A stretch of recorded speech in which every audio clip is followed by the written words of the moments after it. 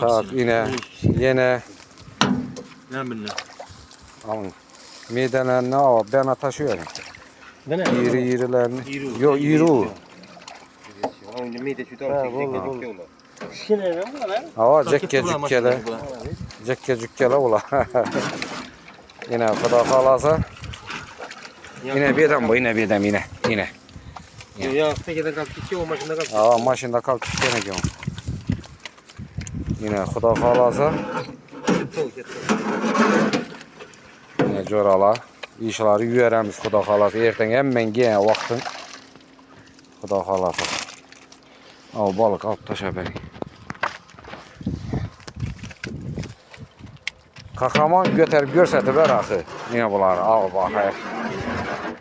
Görsel laxı. İne. Ha bulaşala ine. Dım zor. Dım zor cora. Aa, birisinden hoşuray balıkla. Al. Güteş kırık oldu. Aparın ana. Yine kuda kalasa. Doğru yankı deyəti port durama. Doğru götürüp verin. Dur. Ben götürüp durama yankı deyəti. Kamerası gün mü? Gönlü de yine. İşin içine.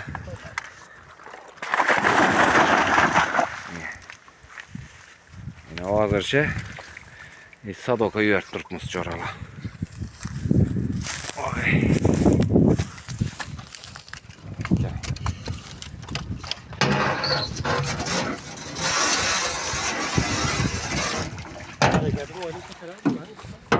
Hazır özü 1,5-2 kilo bu. Yerten buna bakaversen 3 kilo 4 kilo çıkadan balık boladı. Ne tam olarak? Ava. Miceneler kaç?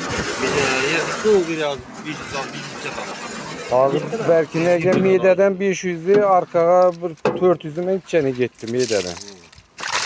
Bu midelerin eti oturmuş ama.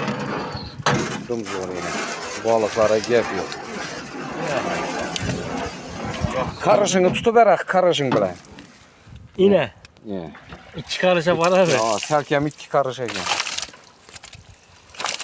kalmak çalışıyor iş kısmı. Aa, zakon ya 1,5 kilo en kichkinasi 1 kilo. 1,5 kilo jora. Zakon Alttan mi? taşarsan kalkıyor, dolaşıp öyle. Yok 3 kiloliktan taşarsan bu bo'lmaydi u.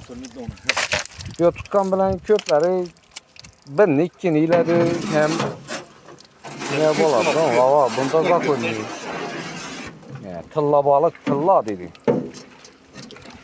Tilla balıklar. Acayip. Dım zor xudo xolasa. Chekkaning kay?